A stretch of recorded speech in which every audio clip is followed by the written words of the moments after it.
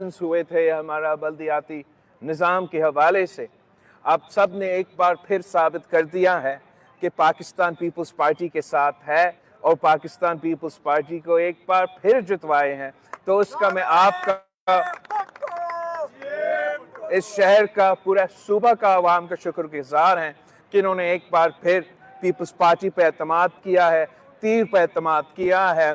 और ये फरवरी 8 का जो अब इलेक्शन का दिन ऐलान हो चुका है, तो हमारा ये बाई इलेक्शंस फरवरी के इलेक्शंस के लिए सिर्फ एक ट्रेलर था कि जब हमारे सारे के सारे नाम नहाद जो सियासी मुखालफीन हैं वो इकट्ठे भी हो जाए, वो पाकिस्तान पीपल्स पार्टी को नहीं जितवा सकते हैं।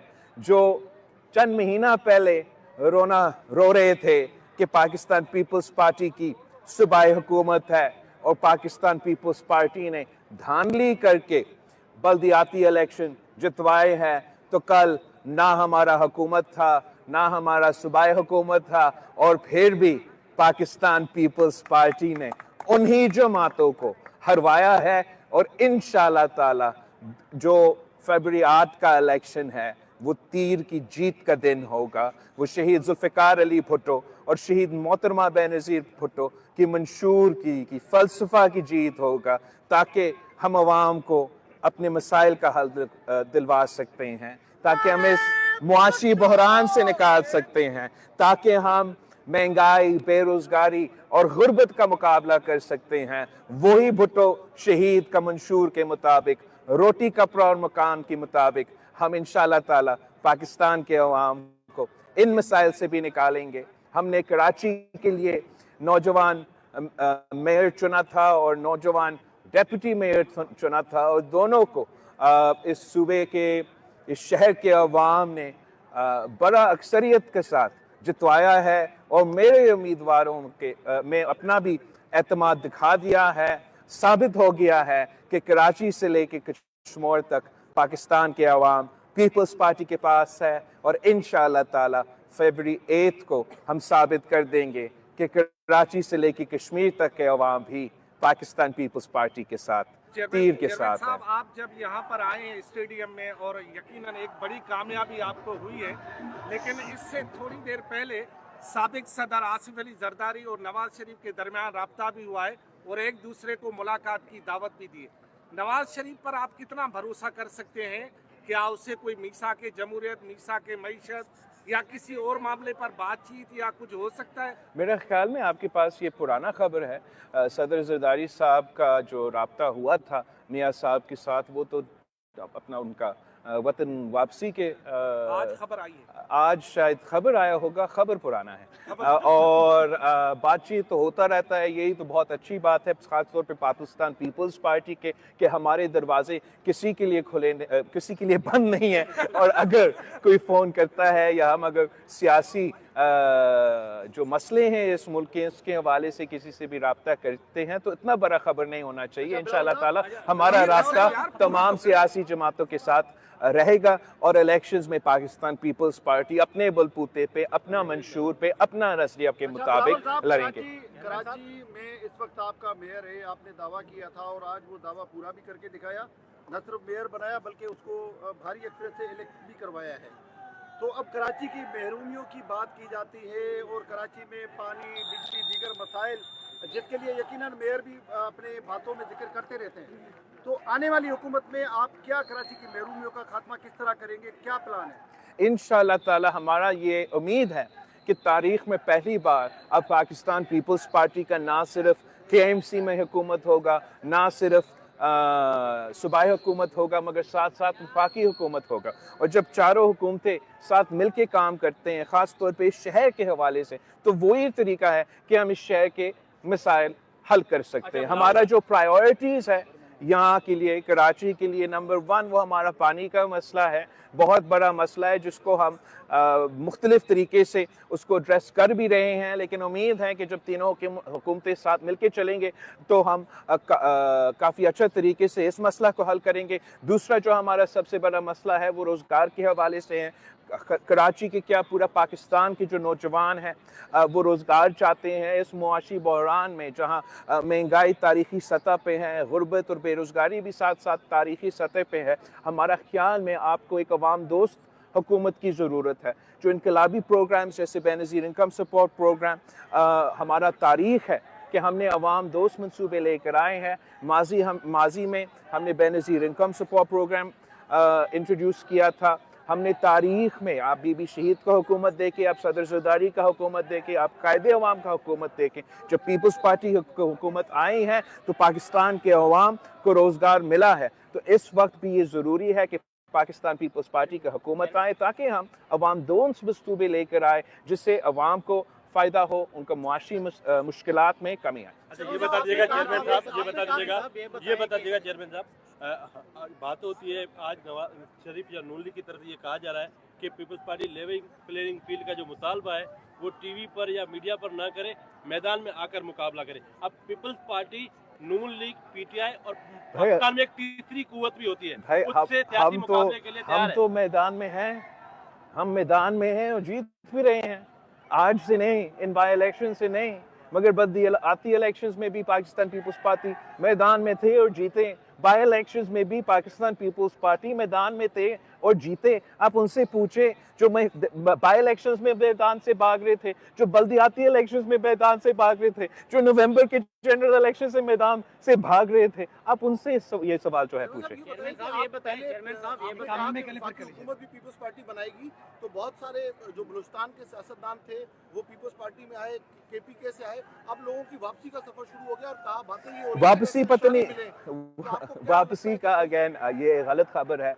मैं तो मेरा ख्याल में जो आए हैं वो हमारे साथ हैं, लेकिन इंशाल्लाह ताला हम फरवरी 8 को ये साबित कर देंगे कि जिसको हम पाकिस्तान पीपल्स पार्टी के तीर दिलवाएंगे वो ही जीतेंगे। चेयरमैन साहब, इस वक्त मुल्क में दहशतगर्दी की जो लहर तो आप क्या देखते हैं 8 फरवरी को इलेक्शन होंगे, आम इंतखाबात, और दूसरा ये है कि मियांवाली एयरबेस पे जो अटैक हुआ है वहाँ पे अमेरिकन हथियार जो हैं वो मिले हैं, आज ताज़ी खबर आई है, आप फॉरेन मिनिस्टर भी रहे हैं, आप इस पर क्या कहेंगे? देखो, जहाँ तक दहशतगर्दी के हमले हैं और दहशतगर्दी का इशू है, पाकिस्तान पीपल्स पार्टी ने हमेशा इस इशू पे वाज़े मौक़िफ़ रखा है और हमारे यहाँ कोई कन्फ्यूजन नहीं है। हम जानते हैं कि दहशतगर्द कौन है और हम जानते हैं कि दहशतगर्दी का मुकाबला कैसा किया जाता है। तो उम्मीद है कि जब पाकिस्तान पीपल्स पार्टी इलेक्शन जीतेगी तो हम इस इशू को भी सीरियसली उस सीरियसनेस के साथ लिया जाएगा। हम नेशनल एक्शन प्लान पे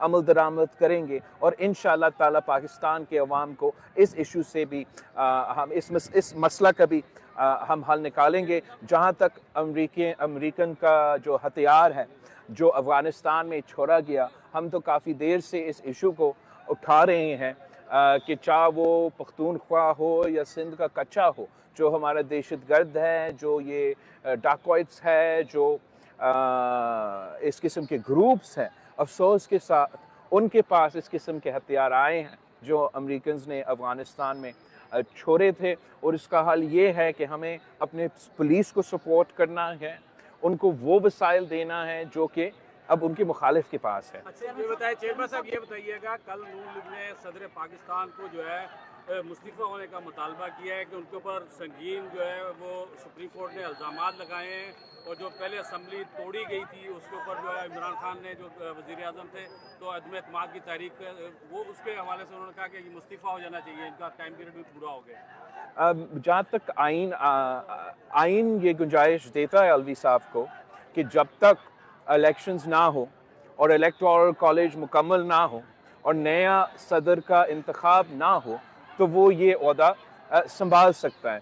जहाँ तक अलवी साहब का गैर कानूनी या गैर आइनी इक़दामात हैं, जैसे कि अदम एतमाद के बाद जो असम्बली को तोड़वाया गया, उस पे जब मैं वज़ीर भी था, नेशनल असम्बली का मेंबर भी था, मैं वज़ीर आज़म के सामने खड़ा होके ये मुतालबा करता था कि आइन शिकनी हुआ है, और अगर आइन शिकनी हुआ है तो हमें फिर कानून के हवाले से वो स्टेप्स लेने चाहिए। وہ ٹرائل کروانا چاہیے. اور یہ اگر نون لیگ آج یہ مطالبہ کر رہا ہے تو یہ سوال بنتا ہے کہ پچھلے جو 16 مہینے تھے 18 مہینے تھے اس میں ہم نے وہ لیگل قانونی سٹیپس کیوں نہیں لیے تھے صدر کے خلاف. چلا کاٹ کر باہر آئے اور اس نے کہا کہ میں نے چلا کاٹا ہے. چلا کاٹنے کے بعد اس نے کہا کہ میں ایک ہی مشن ہے, میں ان لوگوں کو جو 9 مئی میں ملوث ہیں ان کو عام معافی دلواؤں. کیا کہیں گے چلے پر بھی اور مئی 9 میں کیا جو لوگ ملوث ہیں ان کو عام معافی دلاؤں گا؟ میرا خیال میں کہ اس شخص کا جو بھی خیالات ہو, پاکستان کے عوام ان لوگوں کو معاف نہیں کر سکتے ہیں جنہوں نے جناح ہاؤس پہ حملہ کیا, جنہوں نے ہمارا ملٹری انسٹالیشنز پہ حملہ کیا, اور خاص طور پہ وہ انڈیویجولز جو اس حملہ میں انوالو تھے یا اس سازش میں انوالو تھے. ان کے لیے نہ پاکستان کا عوام کا معافی ہے, نہ پاکستان کا سیاسی جماعتوں یا سیاستدانوں کی طرف سے کوئی معافی ہوگا. مگر ساتھ ساتھ ہر بندہ تو مئی 9 میں ملوث نہیں تھے, تو جو سیاستدان ہمارا اپوزیشن میں بھی ہوں گے مگر وہ نہ سازش میں ملوث تھے نہ حملہ میں ملوث تھے, ان کے لیے تو معافی کا گنجائش تو میں بھی کہوں گا ہونا چاہیے. چیئرمین صاحب, یہاں کراچی کی محرومیوں کی بات ہوئی, لیکن سندھ بھی دہائیوں سے محروم ہے, پانی کے حوالے سے, NFC ایوارڈ کی تقسیم کے حوالے سے. آج کے دنوں میں الیکشن کے ماحول میں سندھ کے جو ترقیاتی اسکیمیں ہیں ان کو روکا ہوا ہے الیکشن کمیشن نے.